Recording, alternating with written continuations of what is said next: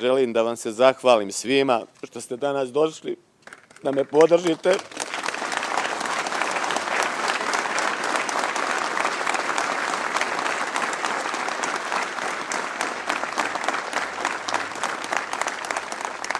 Jer u ovoj mojoj dosadašnjoj borbi koja traje 7 godina sam bio sam samo sa svojom porodicom i bukvalno skoro svi protiv mene.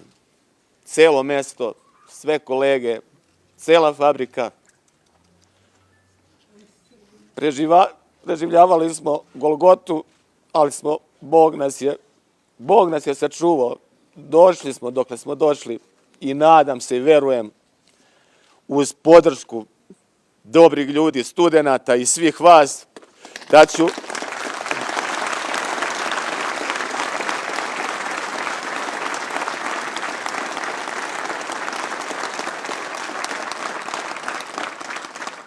uspeti ovu moju borbu da izguram do kraja, da ću ono što sam se zaklo mom mrtvom sinu, da ga neću prodati, da ću, kad ga nisam uspeo da sačuvam i da ga spasim, da ću se boriti do smrti dok bude mogo da hodam i borit ću se.